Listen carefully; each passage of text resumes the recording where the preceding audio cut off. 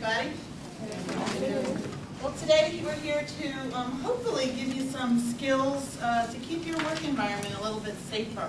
I am from District Court Administration, and the reason why I'm here is that I want to give you a little bit of background about the presentation you're going to get today. A couple of years ago, the Supreme Court undertook an initiative to look at courthouse security throughout the Commonwealth of Pennsylvania. And they looked at all levels of security, starting with the district courts and going up through common pleas and Commonwealth Court and up to the Supreme Court. And fortunately for the DJ system, we were labeled as the most vulnerable in the judiciary. So what the state did was set aside some money in the budget, and they started improving the safety features in the district courts. They installed security cameras, they would put some glass up at the transaction counters, and they also created a mandatory training session for all NDJ staff. Now that training session, which was actually created by the Temple University Criminal Programs Department, was actually originally a 6-hour class. And I know I've got some people from the district courts here, and I don't think you two went through the 6-hour class last year. But what this class is today, or this presentation, is a little condensed version of the 6-hour training class. And then we're throwing in a lot of great information from the Sheriff's Office pertaining to things such as bomb scare threats and sheriff response. If there is an emergency in the courthouse or the GSC, what kind of a response you can expect from the Sheriff's Office. If you have any questions, please feel free to shout them out, ask them. It's kind of informal here, and we are being taped today, so. Just word of caution, this is going to be recorded for future, training sessions for, for employees down the road. So why don't we go ahead and begin? Oh yeah, if you have a cell phone, put it either on vibrate or turn it off. For some of these sessions. Okay, so let's go ahead and begin. So we're going to talk about awareness.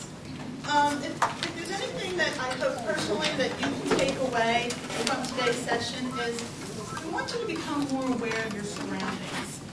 Whether that is a physical awareness of the actual physical location of your office, physical things, items, maybe suspicious boxes, suspicious packages, or the people coming in and out of your office.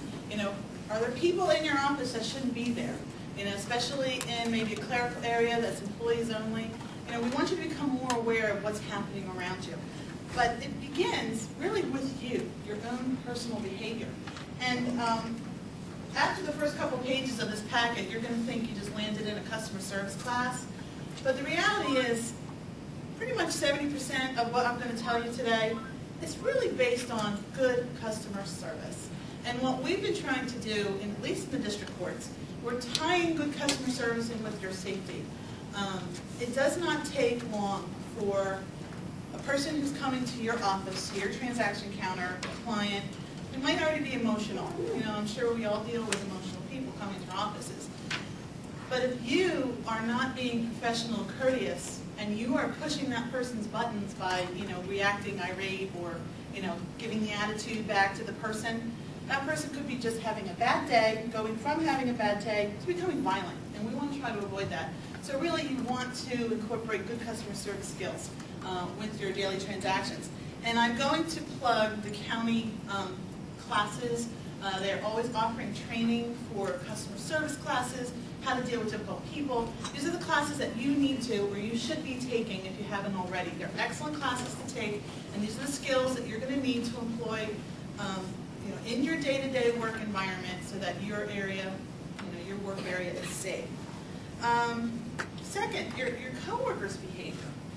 Do you have any employees or coworkers that, their customer service skills could be improving? I'm sure, and I'm not saying we all need to go on a witch hunt for, those poor performers in your offices, but you might have an employee that is aggravating your customers. So is that person putting you in jeopardy and at risk for a potential violent situation because their customer service skills are so lousy?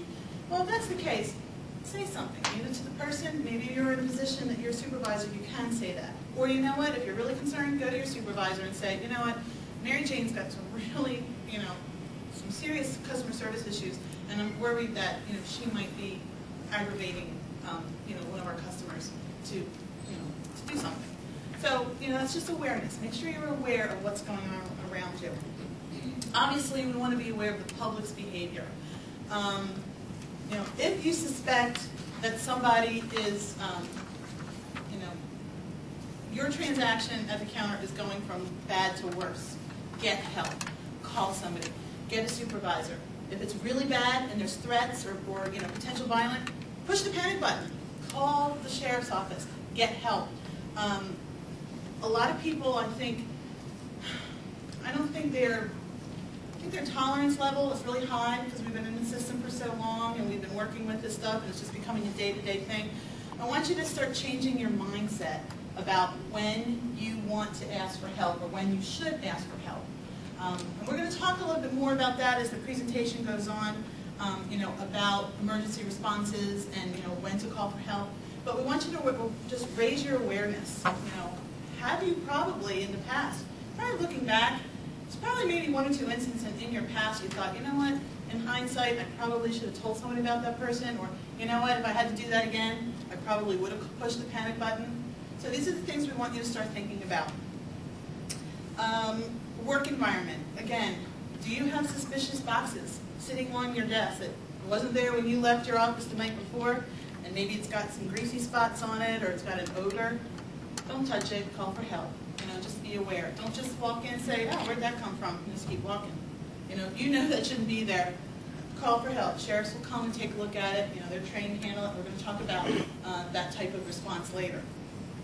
Time of day. There will be times of the day where, maybe during lunch hour, where you would normally have, 4 or 5 people maybe in an office, and then lunchtime comes and you're down to 1 or 2. Those are the times of the day when your staff is going to be more vulnerable. So you want to make sure that, people know what to do when they are more vulnerable, how to handle a crisis if they become, if the crisis becomes, evident. The transactions occurring at the counter. I'm not sure where everybody's from, but I'm assuming most people have either a transaction counter, a receptionist area. Pay attention to what's going on. You might not be the receptionist, or you might not be that person that's working the counter to help the customers, but keep an eye out. Keep an ear out for your coworkers, because there could be a situation that that person is going to need some help, and you're in the back, and kind of getting the tunnel vision. You're kind of zoning in on your work, and things are going on around you, and you're just not aware of it. Well, your coworker might be depending on you to get some help to them. We're going to talk a little bit later towards the end of the presentation about silent communication. We're going to talk about hand signals and how to gesture to your coworkers, non-verbally if you need help, you need assistance. But I think it's all of our obligation to know what's going on in our public areas so that we're not putting our coworkers in jeopardy in case an emergency situation does arise. Anything you want to add before I jump on? Do you want to look at your video? Yes. Okay. Just on that note, the escalation point, when you're speaking with people, when I see people here from adult probation, youth center, some of the other offices and stuff, I mean, dealing with these people either over the counter, over a desk, things of that nature. When they start raising that elevation level, you got to tone it down a little bit. Go the other way. Because if you start yelling at them, they're going to start yelling back at you. They want to be heard. They want to yell at you. You tone it down, you'd be surprised. So we'll start toning it down a little bit. On the awareness level, I got a video here of a gentleman. Actually, this was made for schools. It was made for a school district. Some of you may have seen it before. And it's some of the people that come into your offices, the way that they're dressed and stuff, with the clothes, the baggy clothes, things of that nature. And that's the style nowadays. Be aware of when they come in, because you never know what they may be carrying. People in the courthouse, they have to come through the security, GSC come through security. Well, security is not 100%. But we do a darn good job at it in keeping a lot of this stuff out. Like I said, this video was actually made for a school district, but you'll see what can be hidden in these baggy clothes.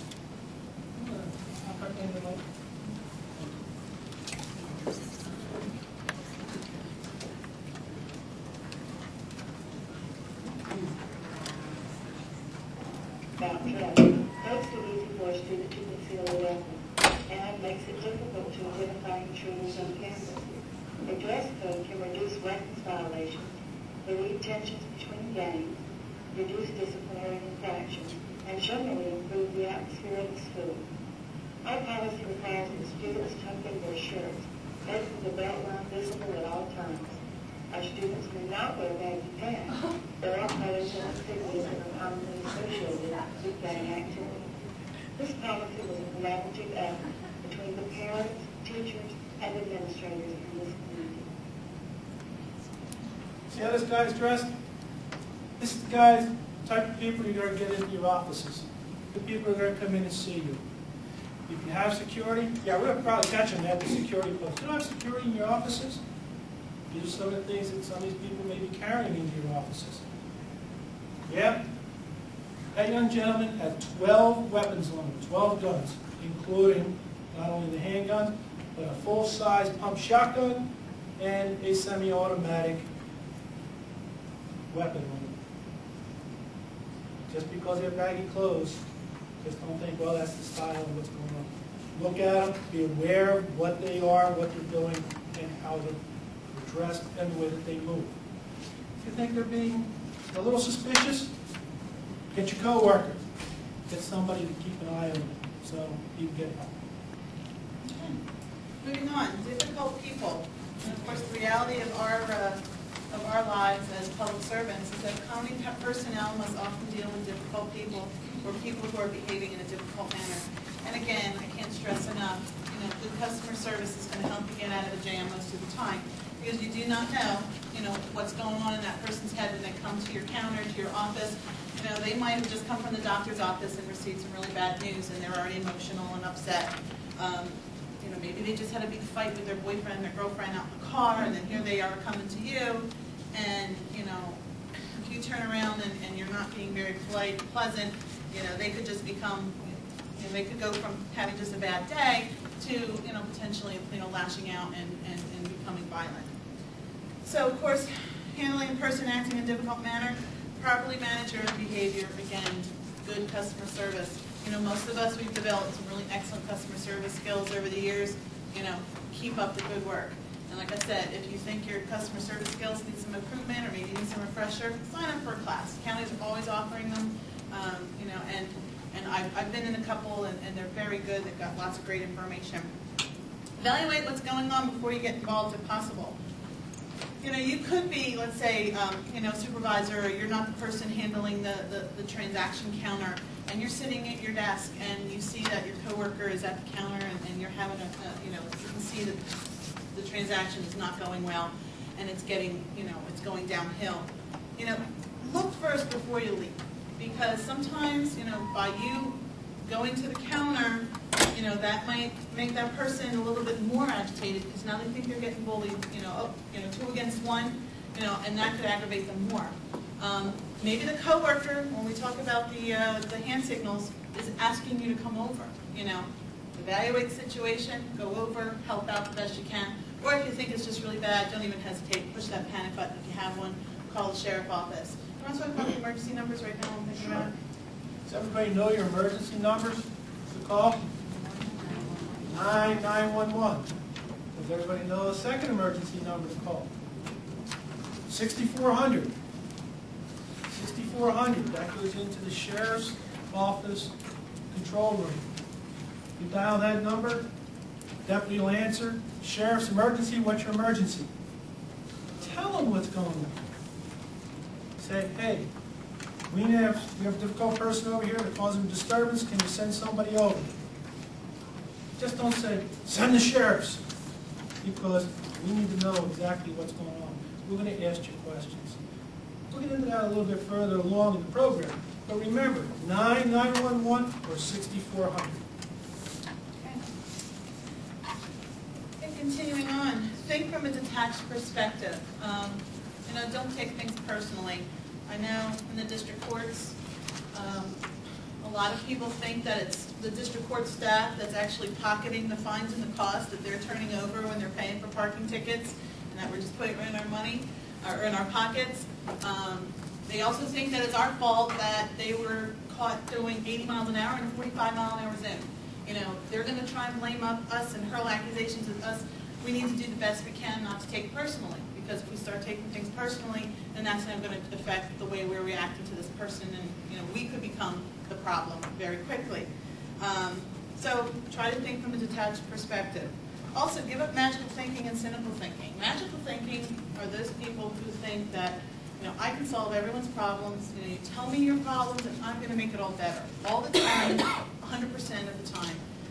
Of course, reality is it's not what's going to happen, especially for us in the departments that we have to give bad news. We have to give difficult, you know, information about, you know, a case or, you know, a file or something like that. And of course, you want to avoid the opposite point of view, which is the cynical thinking. And of course, unfortunately, I think we all know these people, and these are the people that, you know, they can't help you at all. They can't answer any of your questions. They don't want to answer any of your questions. And I don't even know why I'm here working today, because I just don't want to be here and I don't want to help you. So that's the cynical thinkers. We want to avoid that. We want to aim for realistic thinking. And of course, realistic thinking is, you know, communicating to that customer, I will try my best, you know, with the resources that I have to try to get your answers for you, to give you as much information as I can, and hopefully when you leave the courthouse or my office today, that you will have had a successful transaction and that everybody leaves safe. You know, that's what we want to aim for. Do you want to add anything? In reference to that,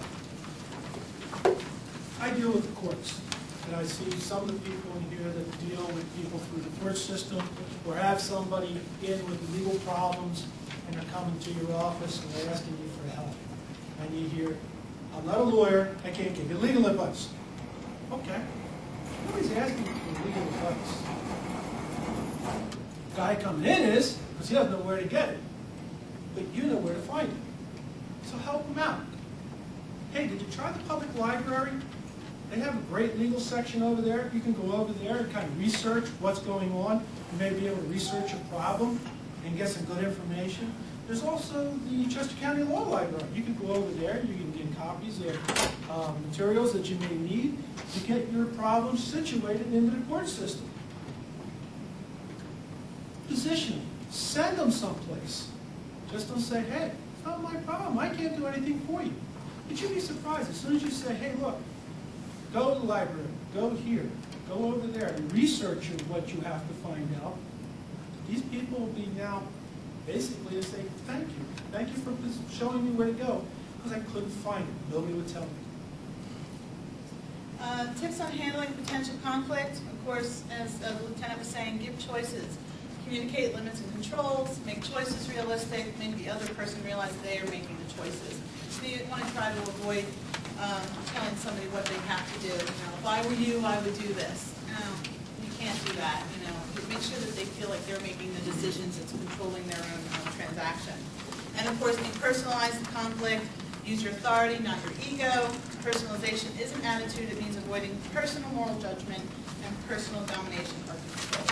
Okay, that was the customer service section. Now we're going to move on to the more interesting stuff, which is, unfortunately, the dangerous situations and the violence itself. Before I define what a dangerous situation is, I have a question to ask. So who here has some scissors on your desk? Anybody? Scissors. Okay. What about letter openers? You have a letter opener sticking out of the coffee can or the coffee cup sitting on your desk? Put those away. Those are weapons. They can be used against you. If somebody, you know, really wanted to do some damage, that's the first thing that they're going to grab. So your homework assignment is go back to your offices, go back to your workspace, and look around and see what could potentially become a weapon. Technically, anything could be a weapon. You know, pencil. Actually, I came in here this morning and I saw a paperclip laying on the table here. In the court system, paper clips are bad. Paper clips can be used for weapons. They can be easily picked up by a defendant that's being transported, and they can be used as a weapon. Something as simple as a paper clip. You know, you unfurl it, you unroll it, you get it in somebody's eye, you know, quite a problem. So look to see. And I'm not saying put all your paper clips away, but just realistically.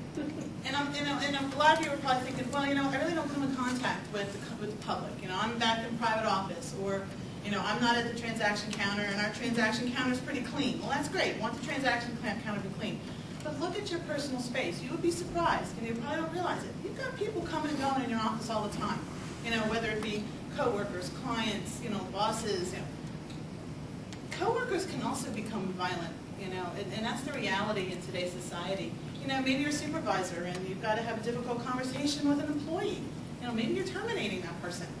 Do not give them the opportunity to use a weapon against you that's, you know, laying out. And if I wanted to cause some damage, you know, to my boss or to a coworker, or I was a member of the public, and I had a choice between a stapler and some scissors, I'm picking up the scissors every single time.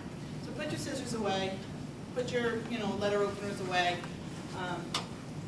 and just, you know, look at your space and try to make it a little bit more secure for yourself. Yeah, it's really common sense, but you know, we all like to have our desk look really well.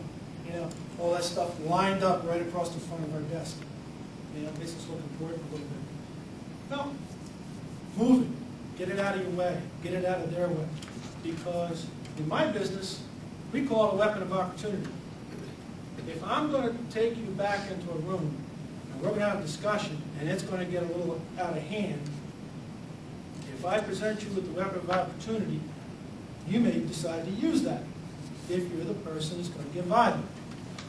Take those weapons of opportunity, move them, put them in the drawers, move them back onto a counter or another space where he can't get to them, where they can't get to them. But get them off the front of your desk, get them off laying on your desk and stuff, because if you present the weapon of opportunity and it escalates, that person may decide to take it. Okay. So what is the dangerous situation? Dangerous situation is defined as a situation in which a person poses a serious threat to themselves, to you, or to someone else. This may include verbal threats of bodily harm, physical intimidation or assault, and threats of suicide or homicide. When we did this class for the DJ employees, we had little vignettes, little videos that we would show, and you know the videos were of just regular occurrences at the counter at the DJ office. Somebody paying fines and costs, somebody coming in and getting a warrant taken care of. But as each video went on, the violence escalated to the point where the last video was where it was actually somebody threatening one of the employees with a knife. And as each video would progress, I would say to the employees, okay, who would have pushed the panic button on that particular scenario? Nobody raised their hand. And I was like amazed. And you know, when I looked around the room, you know, I realized that a lot of the people in the office or in the district courts, they're really seasoned employees. This is like unfortunately common occurrences. You know, people yelling at the counter, people getting angry and mad. And once again, I want you to start thinking about threats as what they are. Threats. They're serious. They should be reported. You know, if somebody's at your counter and they're being very threatening to either you or to a coworker or to somebody in the county, you know, of course report it, but also make sure that the person that's being threatened is made aware of the fact that, okay, you know, Mary Jane came to the counter and, you know, boy, was she really, you know, talking nasty about, you know, Lieutenant Freeze. I'm going to tell Lieutenant Freeze that, you know what, Mary Jane was, you know, in here the other day, and she really has it in for you. So you might want to keep an eye out, because if Lieutenant Freeze is in the garage going to his car, and Mary Jane's standing by the door, by the car, he's now going to go on alert, like, uh-oh, something's going on, because I was made aware that she was being threatening, you know, in the courthouse. So please make sure that you report any kind of crazy behavior like this, because, you know, not only could it be your safety, but it could be somebody else's safety.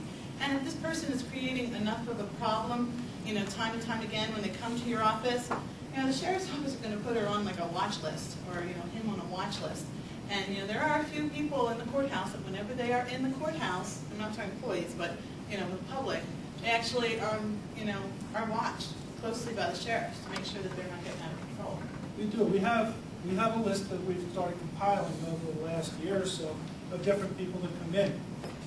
We have the people, again, we work for the government, and we're here to help you. Well, we hate the government. We have those people. They come in. We deal with them on a day-to-day basis. Whether you realize it or not, you deal with them. They don't like you, but you're government. That's just the way it is. If there's people threatening, or if they're making these statements, tell us. Let the sheriff's office know. We'll start compiling pictures of these people. When they come into the offices, hey, this goof's back again. Can you send somebody over? And we'll be able to send somebody over to see what's going on. The presence of usually the uniformed presence deters a lot of the incidents. Usually. But we don't know it unless the people sitting in this room report it back. I think, and this is not supposed to be a slam against the ladies in the room, but I think women in general, we're embarrassed. God forbid. Oh my gosh, what if I call the sheriff's office and if somebody comes in and I think they're going to be, difficult, and the sheriff come and it was a big misunderstanding, I'm going to be so embarrassed. Get over it. Sheriffs are not going to judge you. They are not going to say anything about, why did you call? That was a big nothing. No. Get over that fear. I would rather you be safe and that, I would rather be safe than sorry. I would rather, feel embarrassed for all of 3 seconds, thinking, oh, that was my mistake, than thinking that, I didn't want to call and, I ended up with a black eye because somebody went after me at the transaction counter. So I want you to just make sure, change your mindset if you have to. Don't think that you have to solve all of these, these big situations and, I'm gonna handle these situations on my own. This is why they're here. And I know it's difficult for the remote locations because you don't have, the sheriff presence, but, it's the same thing. If you feel that there's truly a dangerous situation, call for help. Call 911, and try to get some help out there if you feel that, the situation really warrants it. And the police aren't going to judge you. So, just keep that in mind, that that's what they're there for, to help you. Okay. Next page, handling violence. Your safety always comes first, but not to the exclusion of the other staff. And I always laugh when I read this because I think of that Seinfeld episode where George was at the little kid's birthday party and then there was a fire in the kitchen and then George ran out, knocking over little old ladies and children trying to get out the door. Well, we don't want that to happen.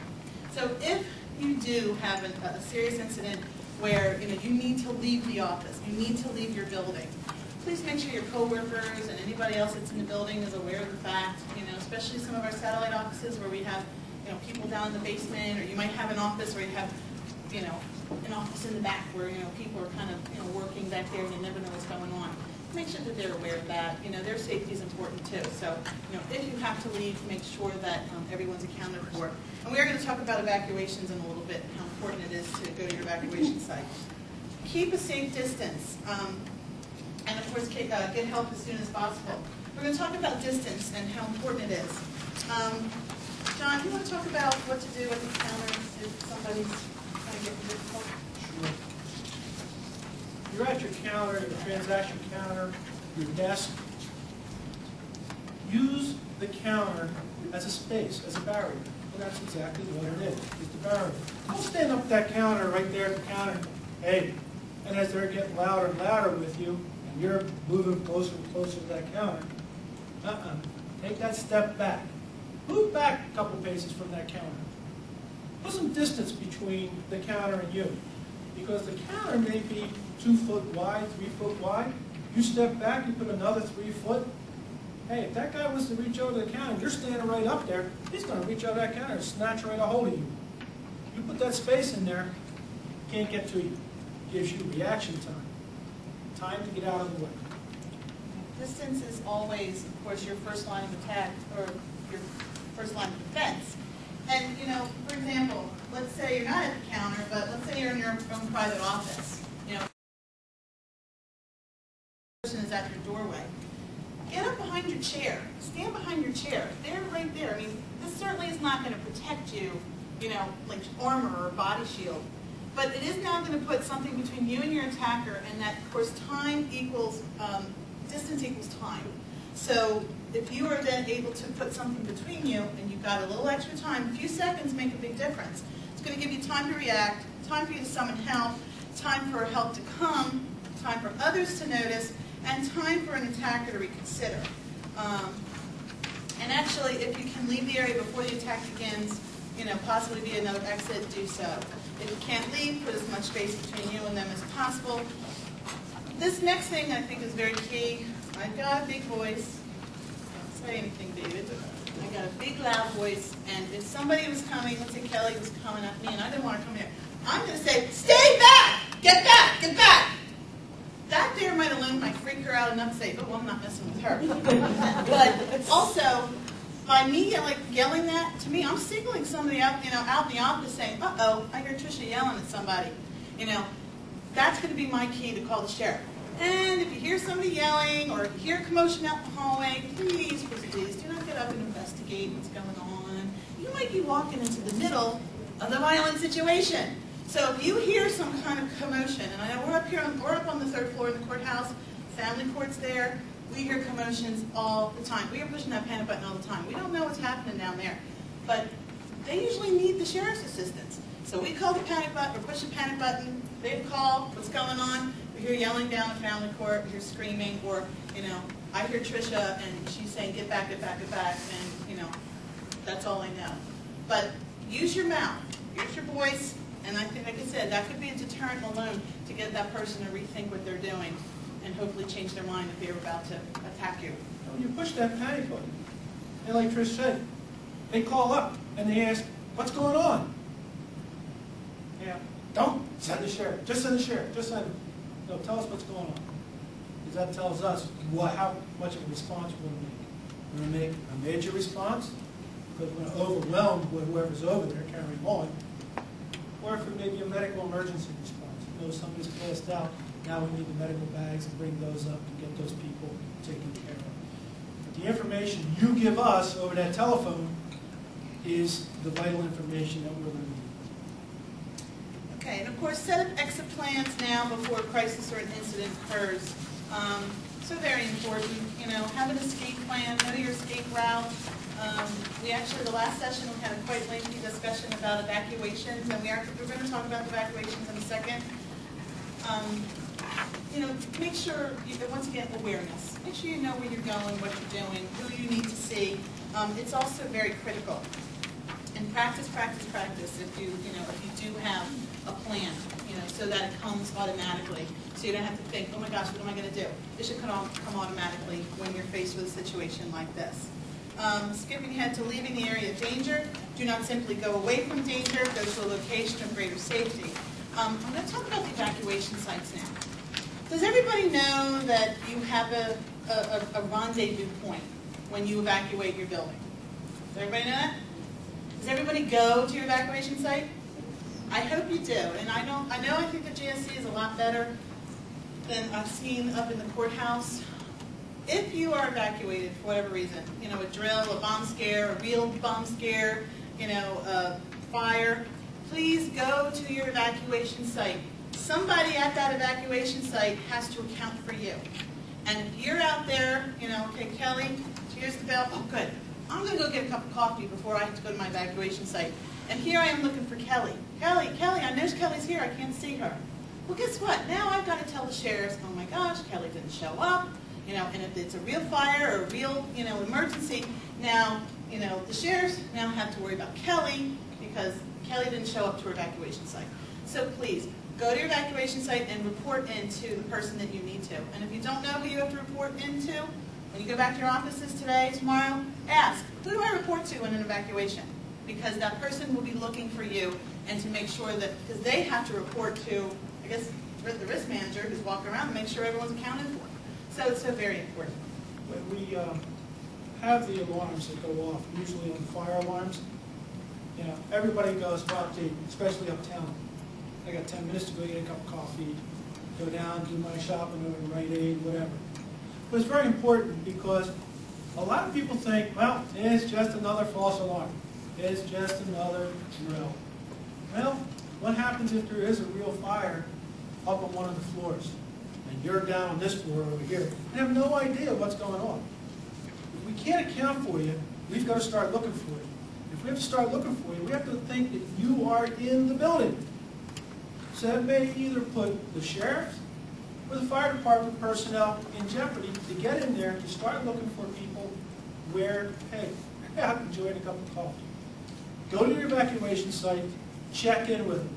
We're working with Jack Smith, the county, and the county risk manager, and the commissioner's office to set up and get the evacuations centers are a lot better than what they were and what they are. We've started putting radio communications with them, with the people at the evacuation center, so they know what's going on, so they can relay the information to you, and you can relay information back over.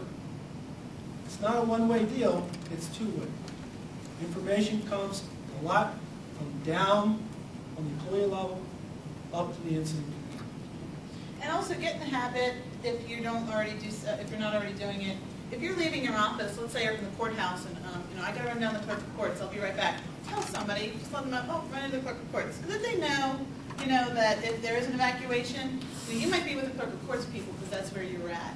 I know on our floor, we get into the habit of it's kind of a joke, but we're serious. We're leaving and we're going to run a file to a judge or something and say, hey, if there's an evacuation, grab my purse. That just at least puts your coworkers on notice that, they know where you are, so that if there's an event evacuation, you're accounted for. At least we know where to look in case, there is an evacuation. Preparedness. I think this is the most important thing that you're going to learn today, is be prepared.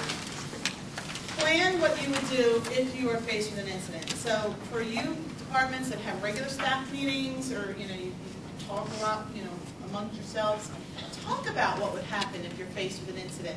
If this happens, then we're going to do this. Talk about it, plan it, practice it, write it down, share it with all your employees, and don't forget to tell your new employees too when they come on board. Tell them what the emergency procedure is. Let them know where the evacuation site is. Let them know, where they need to go in the event of an emergency. Also, have a means of communication. I learned when we were doing this presentation for the library a couple weeks ago that the library actually practices lockdown drills. And I know we don't do that at the GSC or at the Government Services Center or up at the courthouse. But, you could be in a situation where people are evacuating, but you can't. You're not going to be able to get out of that spot. And then in the last video you're going to see today, you're actually going to see people who could not get out of the courthouse because there was some shooting going on. So if you are in a room that's safe and you can lock the door, lock yourself in, make sure you have a means of communication, cell phone, phone. Call someone, let them know where you're at. Tell them you're safe. Say, I'm in, courtroom 3, and there's 5 of us here, and we're all safe, and we're locked in. And here's my cell phone number, so if you need to come and get us, you can contact us and let us know what's going on. Do you want to add to that? I know you had some information about it. Thank you. A lot of information is very helpful and very good. Yes, you may not be able to get out of that area where what's going on, whether it be fire, whether it be an active shooter, whether it be somebody carrying on in the hallway and they're just destroying the place out there. You need to lock yourself down. Get yourself and your coworkers or anybody else that's in your office safe. Don't go out there to see what's going on. Dial those numbers, 9911, 6400. Let somebody know, hey, look, this is what's going on. Here we are. You're locked in room 171 at the Government Services Center. There's 40 people here. Everybody's okay. There's no injuries. This is the number of the room for the telephone number. Why give the telephone number or a cell phone number? Because when you hear that, open the door, it's not the bad guy trying to come in to get you. We're going to call you back and say, hey, the good guys are at the door. They're going to knock now. It's the good guys. Open the door. You can open the door. We'll start getting you out. Okay, set up contingency plans with others and know your equipment and surroundings. Does everybody know if they have panic buttons in their offices? And you know where they are? Good. Actually, I think what we found out today from the other 2 sessions is, especially people here at the GSA, I don't know if you have panic buttons or not. So go back to your offices and look around. See if you have them. Ask your supervisor. Ask your department head. Do we have panic buttons? And if you don't, I would ask facilities to install some, because this is serious business. You want to have you want to be able to have access to help if you need it. But if you know you have panic buttons, make sure everybody in the office knows where the panic buttons are, because that's going to be, you never know. You might be dependent on that person. If you're at the transaction counter and you can't get to the panic button, somebody else in your office, your safety might be in their hands. Again, know the times of the day when least or most staff are present, especially lunchtime when you might be short-staffed and your office may be a little more vulnerable. Avoid routines that others can determine or predict. If there's anybody here who's responsible for taking money to the bank, or maybe walking large amounts of cash down to the treasurer's office, don't just put it in the bank bag and walk around the hallway with the bank bag. Everybody knows what you've got. You've got money and there's a bank bag and you're going to take it to deposit it. Put it in another bag. Put it in a McDonald's bag for all I care. Don't let somebody know what you're doing.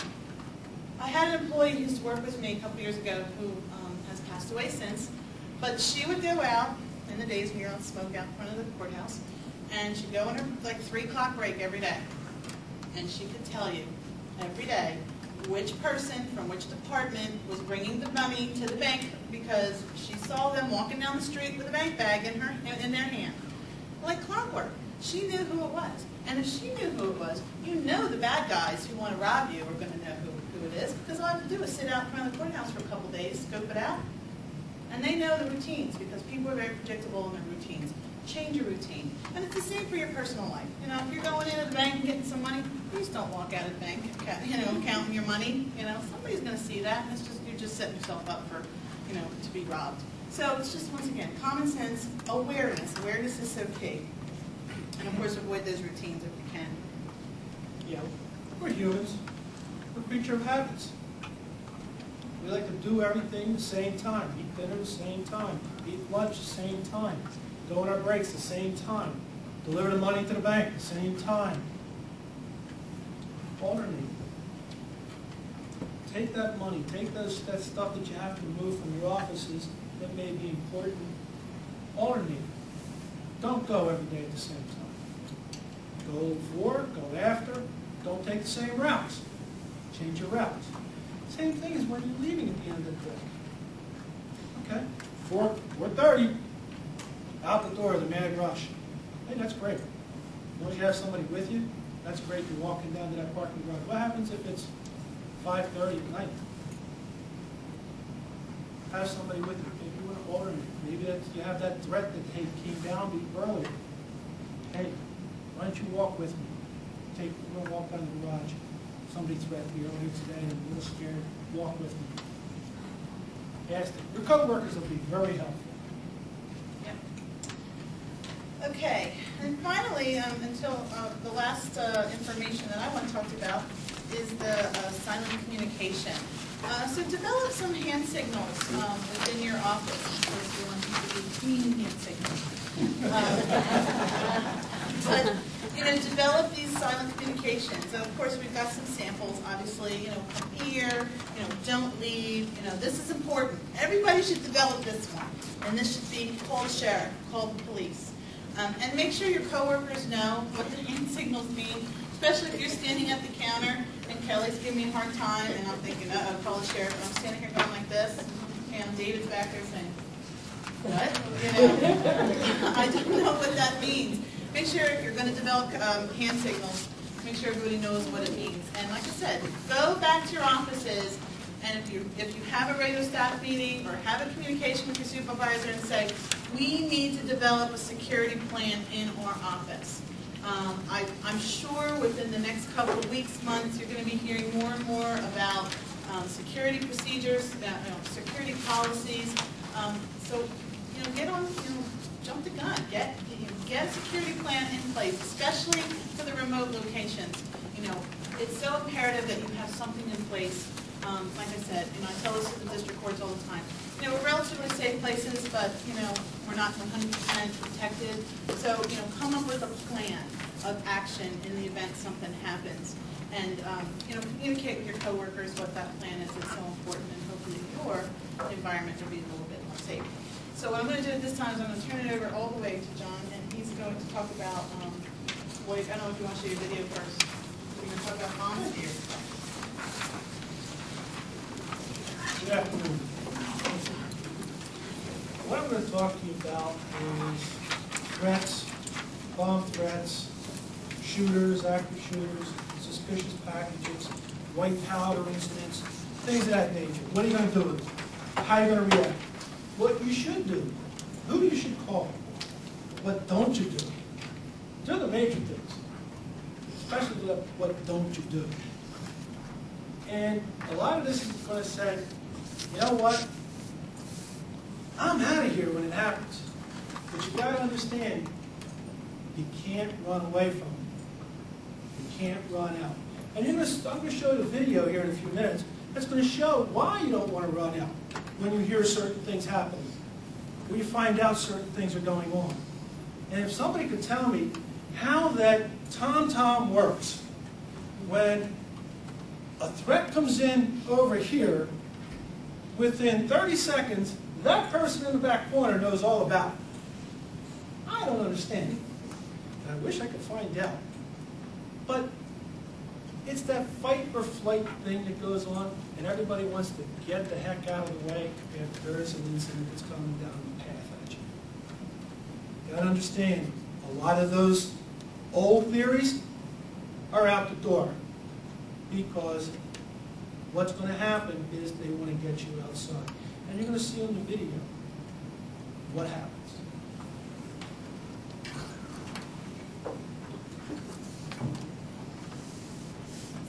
This is a courthouse in Tyler, Texas. This is a shooting that happened at the courthouse in Tyler, Texas. This happened in 2005.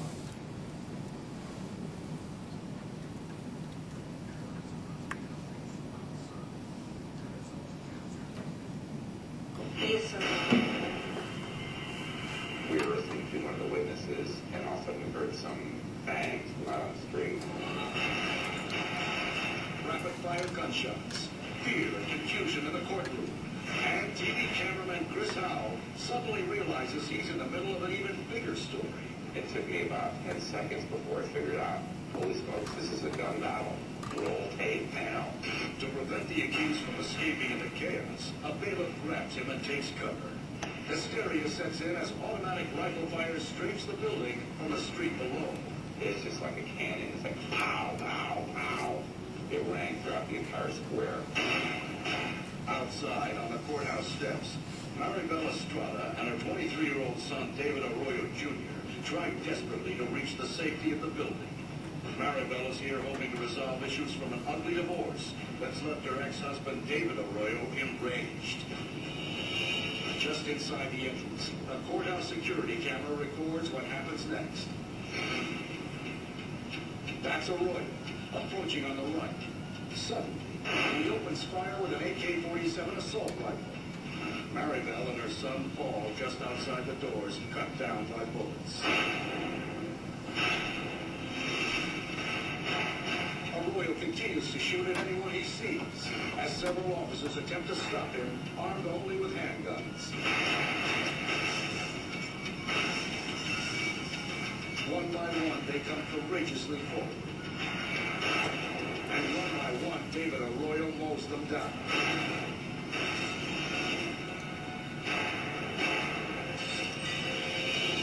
Upstairs, cameraman Chris Howell ventures from the courtroom into a corridor to videotape the shooting. I saw two bystanders come running up the stairwell from the first floor, and the look on their face was extremely distressed. I took maybe another step, and I heard more gunfire, bang, bang, bang, bang. And that's the point where, I reached my own personal fear level. Fearing for his life, Howell ducks back into the courtroom. On the street, Arroyo reloads and the gun battle continues. The outgunned cops desperately radio headquarters for... What happened? This wasn't a criminal case, it was a civil case. It's a guy who's here coming into the court over a divorce. Simple divorce issue. Child custody problems. These are the things that are going to draw out these people. Now, the people that were up in the courtroom, the shooting started. Did you see their face? They were like, what really gets me is the deputy. The deputy goes, he heard that shot, that first shot, he went, what? Somebody shoot? Yeah. Some of the things they did good, some of the things they did bad. And that goes on everybody's part in that courtroom. Some of the things he did good, but, well, they got people down.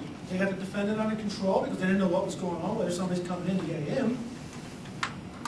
You got the judge off the bench, you got him secure. You get the people up behind the bench because they're usually secure. Getting everybody away from the doors. What did they do wrong? They're letting people out of the courtroom, out in the hallways. Who knew what was going on out there? No one. So they let the cameraman go down the hallway. How do you know? He could open that door. There's that shooter right outside there. Coming right in. Bang, bang, bang. It happens. It's not a question if it happens. It's when it's going to happen. When is it going to happen? It could happen 5 minutes from now. It could happen in 25 years from now. Who knows? We don't know. We don't know what's going to happen. But you got to be prepared for it. This is what these classes are all about. Your awareness of what may happen. Again, I go back to that creature of habit. We're humans. We're a creature of habits. If you train, you're going to do it. Instinctively, you're going to do it if you train that way. If you train that you hear those noises of somebody yelling, get away from me, get away from me, you call, hit the panic buttons, call 6400, dial 911 or 911 if you're in the satellite offices. You're going to do this. You're going to follow those instincts.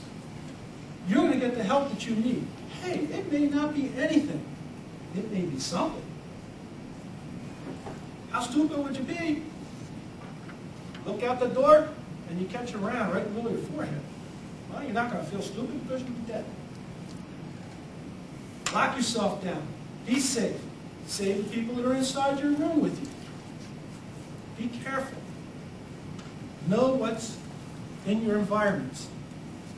Where can I go? How can I escape from here if that active shooter happens to be in this room? We all laugh when, how many people fly? Come on! And you know, the stewardess is there, and the stewardess goes, all right, the emergency exits are at the rear of the plane, over the wing, and this way. And everybody laughed. Yeah, that's funny. Now, let's go back to our offices, our buildings. How are we going to get out if this happens? How are we, if it's in our area, how are we going to protect ourselves? Where's our escape routes? What are we going to do? If you don't have a plan drawn up, then department heads, get something drawn up. Get something drawn up. Employees, talk to your department heads, talk to your supervisors. What are we going to do? Where are we going to go? If we have a lockdown in place, how are we going to save the people that we have here? Who are we going to call? All right, well, we know who we call. 911, 6400. Get that help over there. Tell them what's going on. These are the things that we need to train you. Because when it happens, you're going to do it. I know some people in here in the fire service. They train. They train like that all the time. The law enforcement side, we train for it all the time. What are we going to do if this happens? How are we going to react? We will react how we train. We'll do it instinctively because we know. We've worked those plans out. What we're going to do, how we're going to do it.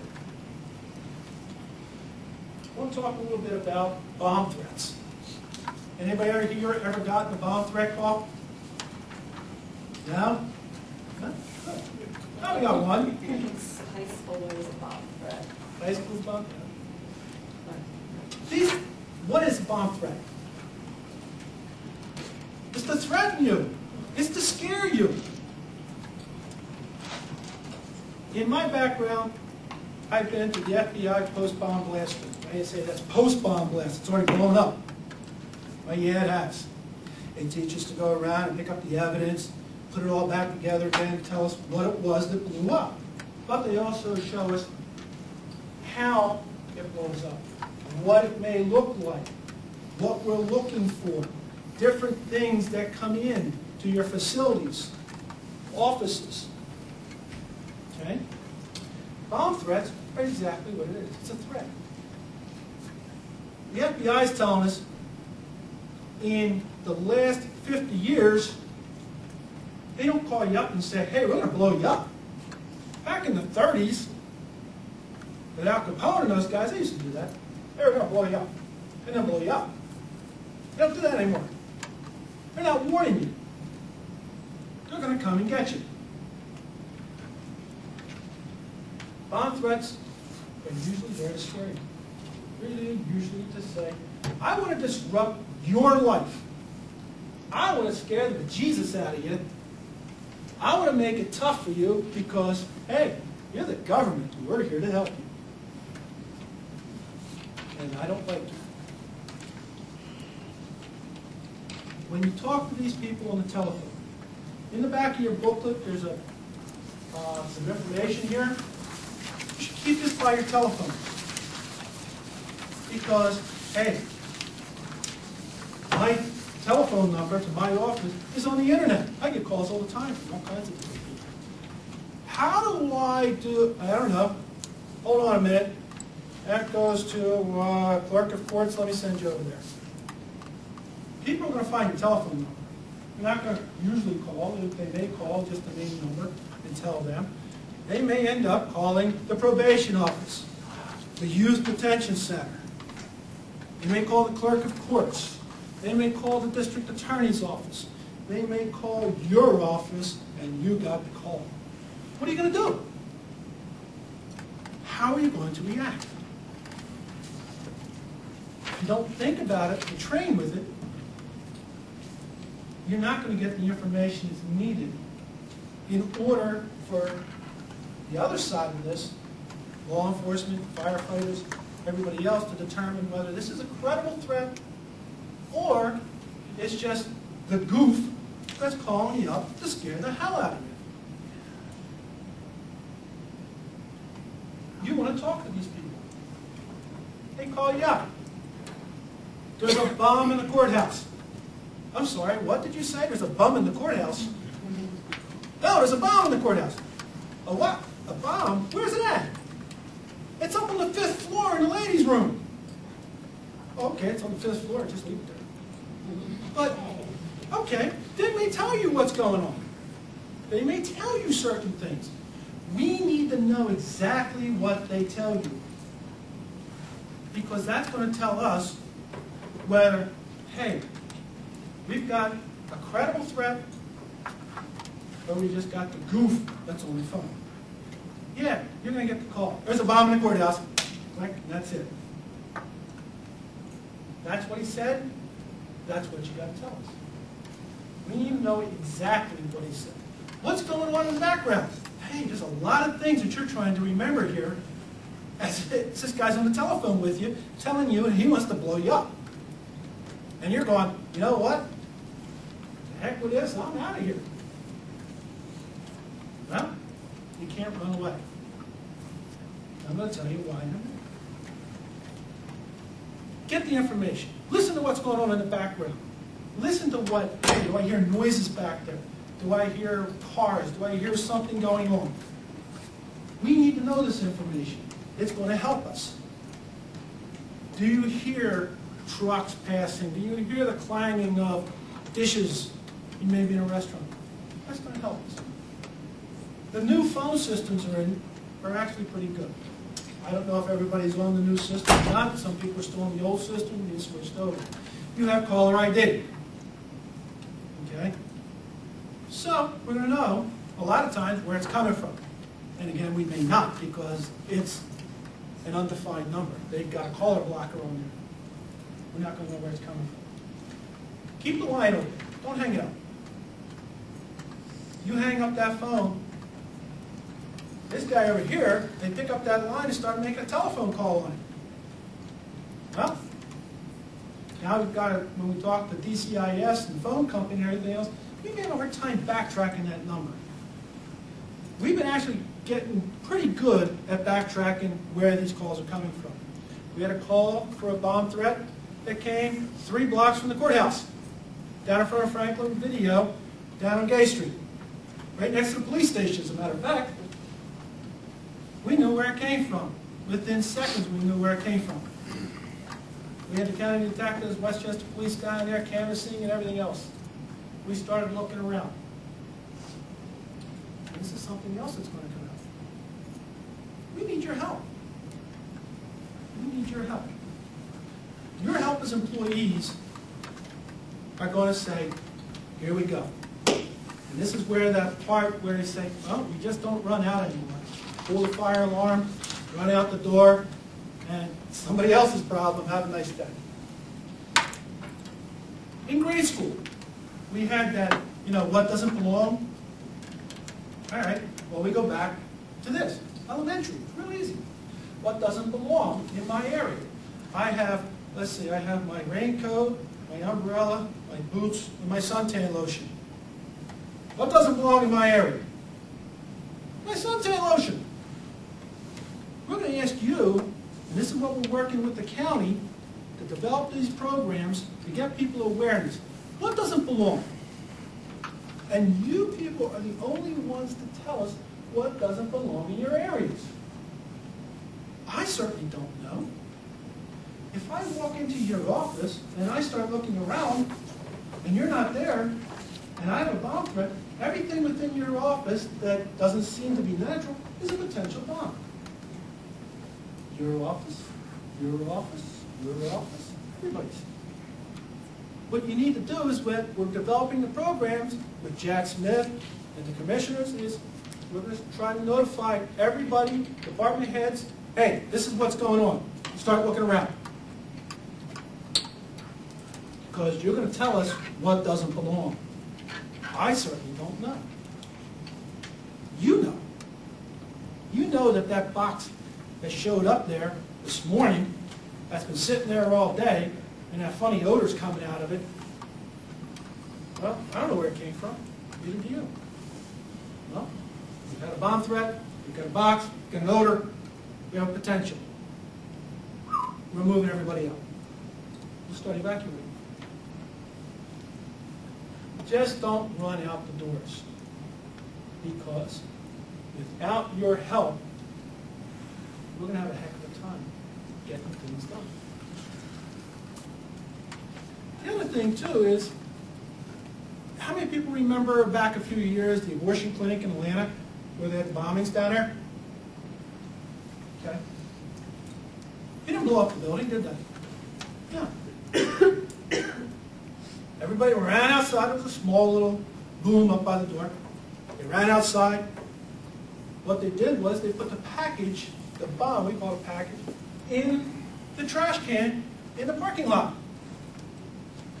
They couldn't get into the clinic, so what they did was they got them outside the clinic. They want to get you outside. So I'm going to call a bomb threat in. I know that I can't come in and get somebody in the tax office, so what I'm going to do is I'm going to call a bomb threat. And what they're going to do, they're going to go right outside, and I'm going to get you on the street. That's where they're going to get you. Maribel couldn't get into the courthouse because he knew they had security there. Where did he get them? Right outside the courthouse. Where are they going to try to get you? Outside your courthouse. Outside your offices. Outside the youth center. Outside of 121 West Walnut Street. Outside of juvenile probation. That's where they're going to try to get you. That's why we don't pull that fire alarm like it used to be, and everybody runs out the door. Because we don't know what's out there. We relatively know what's in here. If you didn't bring it in with you, and you don't know what it is, you're going to tell somebody, and we're going to find out. Sheriff's office has 2 trained bomb dogs. How many people see them walking around the GSC, the courthouse, everything else? Yeah. You got them walking around. Deterrent for people bringing stuff in. They see the dogs. Oop, you can bring stuff in there. These dogs are highly trained. They've been with the FBI. They're actually one of the few that are trained in the new liquid explosives. They've trained with the TSA at the airport. They train daily. The Sheriff's Office is proactive in this manner. We try to keep the security for the buildings as tight as we can. We need your help. We need your help to get this stuff done. When you have something and you're not sure what it is, notify your supervisor. Hey, I have this packet. Several years ago, I know some of the probation officers that are here may have remembered it, where a package ended up on a probation officer's desk. They came in the morning, there it was, sitting on the desk.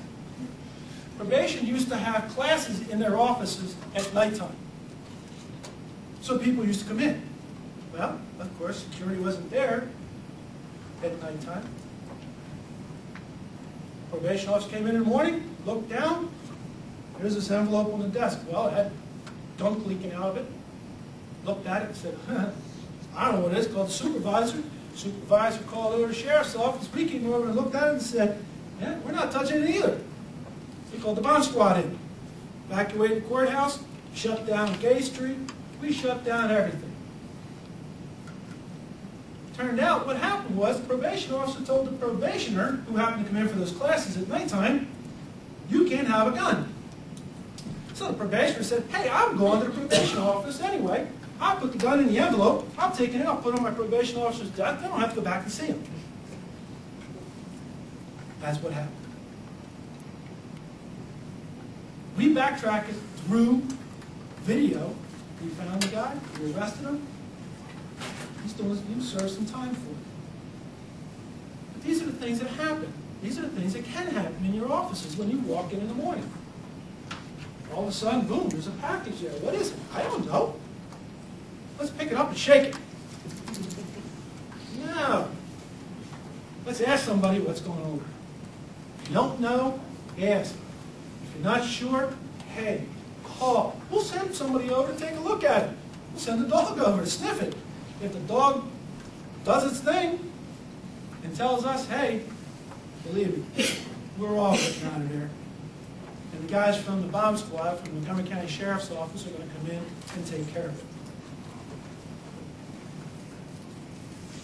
I want to talk a little bit about active shooters and that active shooting thing. Okay? Make sure, ladies and gentlemen, that you understand what's going on. Make sure that you keep your people safe within your areas. And you let people know. Same with the bomb threats. Make sure that you talk to your supervisors. Supervisors. How many supervisors we have in here? Talk to your employees. Department heads. Talk to your supervisors. Get those plans together. Because without those plans, it's chaos. It's chaos. How many times you see the sheriffs walking down, the deputies walking down the hallway, and they're like, looking, what's going on? And they come out of their offices and they ask us, what's going on? Got a bomb threat? Coffee time. No, we just say nothing. We just move on. When it becomes time, we're going to let you know what goes on. But we may go into your office and see your supervisors, department heads, and say, look around your offices. We have something that's going on. We're training our people to tell your supervisors and your department heads. We don't want to walk into your offices, hey, this is what we have. We don't want panic. Don't panic. Don't panic.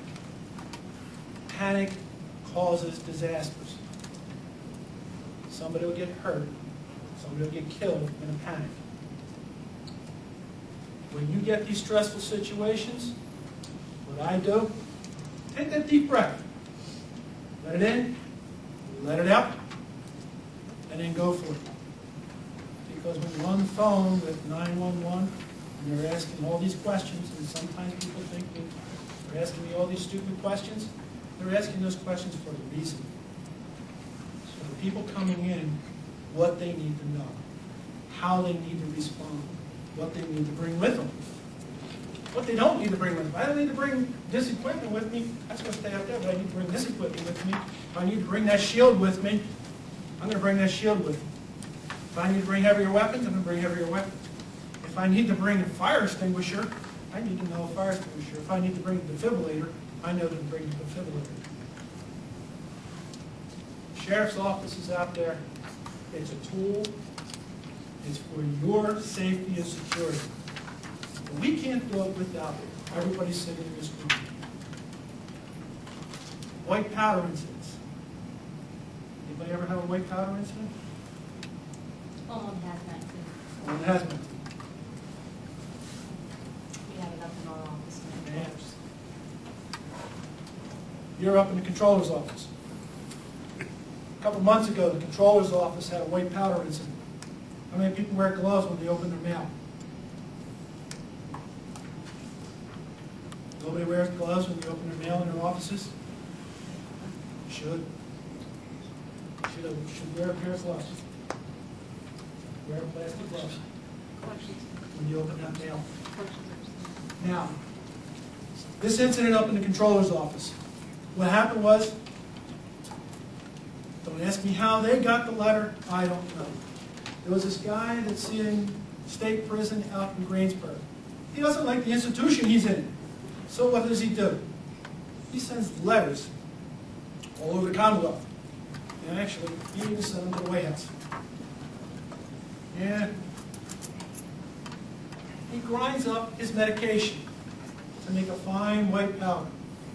He puts it in an envelope inside the letter. He says, ha ha, I got you. Puts it in the envelope. And of course, they can seal it because the security of the mail. Well, the only good thing is he put a return address on it because state corrections says you have to return address on the letter, but they don't send it out. So it went out. The person who receives the mail in the controller's office opened the letter, out onto the desk, spilled all this white powder. I got to commend this person. Did a real good job. How many people would want to run from that? Yeah, a lot of people would say, you know what, I'm going to get the heck out of here. I'm going to get out of Dodge. White powder just fell out of there. Well, I don't know what it is. Could be anthrax. Could be Tylenol. That's what this was. We got it determined to be Tylenol. But if you decide, hey, I'm out of here, type thing, and you run down the hallway and you say, hey, I just got the letter and it had white powder in it. What did I just do? I contaminated him. And he goes home. Let's just say there was an incident, and it is a contaminant. You leaving that area, moving to another area, and talking to other people, touching them, you've now cross-contaminated. And you're spreading that contamination. Don't cross-contaminate. What you want to do, that trash can, everybody has that big black trash can under the desk next to it, dump it on the floor. Supervisors will love that. Take that trash can, put it over top of it, so it doesn't spread around. After that, you want to make sure you notify your supervisor. Everything you touched, it got to get cleaned. Your supervisor, you say, hey, I opened the letter, white powder came out. Okay. I got up there, put on my rubber gloves. I said, you have rubber gloves on? No. Go wash your hands. And let me know where you wash your hands at, because we have to clean that too. Send somebody with me. Bring them back. Bring them back here. Right here. Wash the hands, get them cleaned up, brought them back. Started looking at things, looked at the envelope, had his name on it. So I called the institution. And he said, huh. Captain of security said, you must have got a Tylenol letter, huh? And I said, yep. He said, yes. He told me exactly what's going on. Guy wants to get out of state and go to the fence. This is what these goofs are doing. To threaten, to scare, to put you in fear. And as long as you keep your wits about you and understand, you're gonna walk out of this really well. if we get up there and we determine, hey, I don't know what it is, you don't know what it is, I can't determine what it is, it comes from someplace, God knows where. County detectives are coming in, they're going to start backtracking that mail. We're going to have the hazmat team come in, we're going to call over there, they're automatically notified now. The hazmat chief from DES downstairs, they're going to be on the way. And they're going to come in, they're going to evaluate the situation, and they're going to decontaminate. It's going to be decide how they're going to decontaminate. Several years ago, in the pathonetary's office, we had a case where they opened a package up, dumped the papers out, all this white powder came out. Civil case. Actually, it was a divorce case. All this white powder laying all over the thing. The person got all upset. Okay, I can understand. Called us, we went over, we started working with it, finding out what's going on, got the package, got the detectives going to the guy's house, everything. I mean, we were in full mode.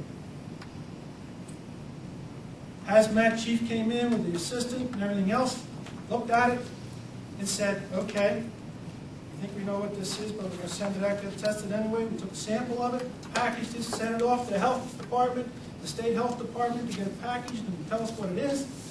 They cleaned it up. They cleaned it up with a solution, a water solution, things that they need. They put on their gloves and everything else. You know what the big problem was? People said, well, put my life in danger. You should evacuate me. We couldn't make people understand that if you were in the office and you were exposed to it,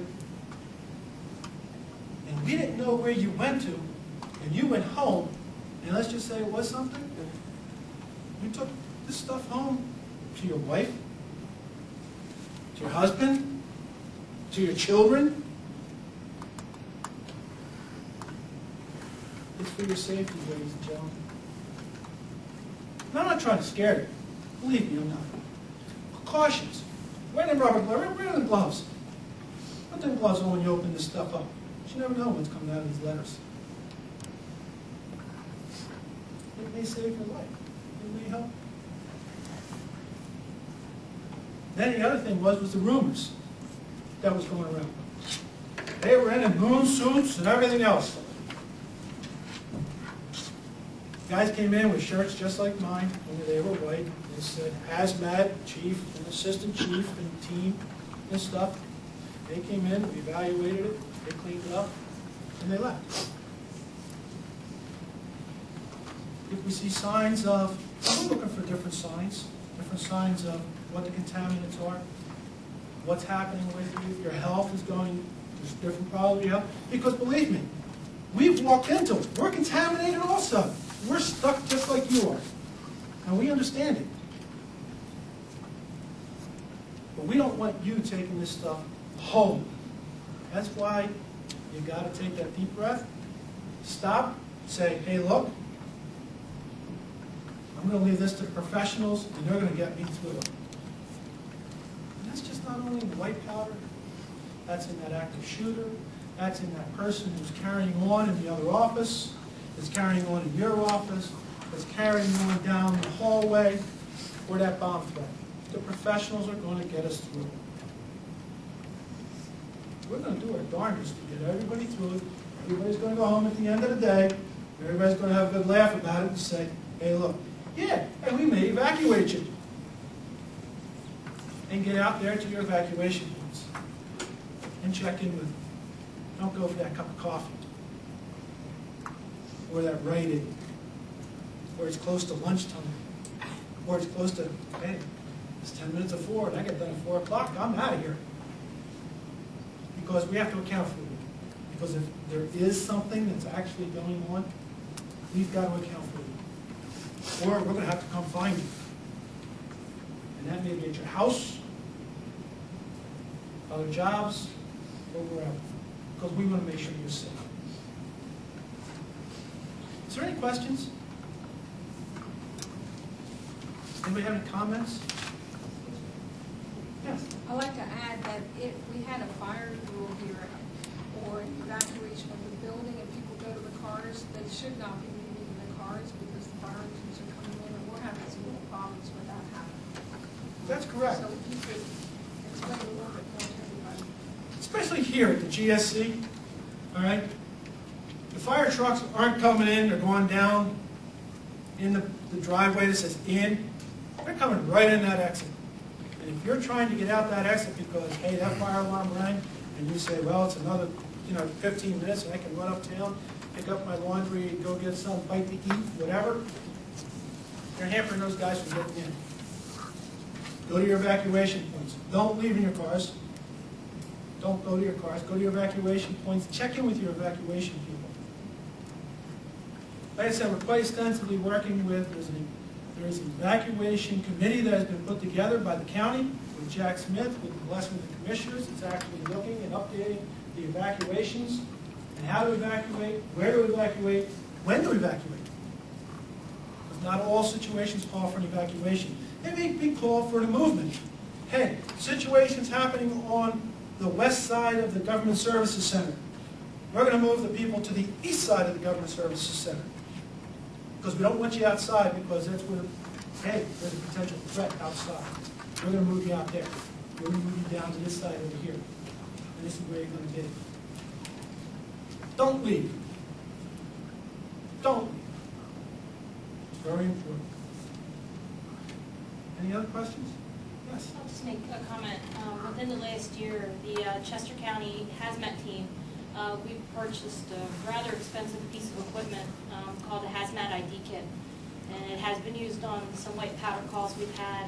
And this kit can right away tell us within seconds if we're dealing with a biological or with a chemical. If we are dealing with a biological, we then switch to different kits. But if it's a chemical, it can pretty much tell us the exact chemical that we're dealing with. With white powder, it can even tell us what brand name, like if they put flour in the envelope, it's going to tell us it's a grocery store brand flour. It would tell us if we're dealing with Tylenol, and it will actually break down each of the components of Tylenol. And all we need is, a couple of little grains of the powder, and we know what it is, just like that. Believe me, when we get these calls, it's not that somebody's out there actually flipping a coin and saying, hey, what are we going to do? It's the information gathered from the information from the people sitting in this room that tell us how we're going to react. We're going to call the hazmat people if it's a white powder and say, they're going to be here. They're going to tell us, hey, this is what we got. And we're going to set up a full evacuation decontamination. We've talked about the bomb threats and how the bomb threat's going to be. Now, it's just not, people think, well, who's the guy that makes these calls? It's not just one guy. We work on the incident command system. The incident command system, if anybody doesn't know about it, is mandated with the National Incident Management System, which is by the President of the United States after 9/11. Everybody in law enforcement, firefighting, EMS, hazmat has to have this. We work under that. Incident command system is we get people from the commissioner's office, facilities, from Jack Smith, risk management in there. We look over the situation, the information that you people gave us. We're now evaluating that, and we're deciding how we're going to do and what our response is going to be. It's not just one guy, one person, or the commissioner up there going, hey, no, we're not getting anybody out of here because it's the end of the day, or, hey, we're losing productivity. Productivity doesn't mean anything. It's the safety and security of everybody in this room and the people within the county offices and the visitors that come in. And I know the sheriff is very concerned with that, as well as the commissioners and the risk management. Is there anything else? Any other questions? Any questions for Trish? Comments? We'd like to thank you for coming out. There's an evaluation sheet. We ask that you fill that out. If you have any, sure. I know, I think a lot of people talks about property, but let's say, suppose that you went home one day, you took your mail, and you opened your mail, and there was this white stuff coming out of one of the envelopes. Could you follow, would I call 911? You would call 911 at your house and say, look, I opened an envelope, white powder came out, I don't know what it is. They're going to dispatch the police, the fire department, or probably somebody from hazmat is going to be dispatched to that incident. And they're going to come out, and they're going to look at the hazmat guy and say, you're the person who's going to make the decision on what we're going to do. But yes, call 911. Call 911 if you have those incidents, whether it's in your office or whether it's in your personal life. I guess Michael has your puzzle pieces, so grab one on the way out. And if you ever have any questions or concerns, feel free to email either one of us. And I appreciate your time today, and hopefully the environment will be a little more safe. Thank you. Thanks, everybody.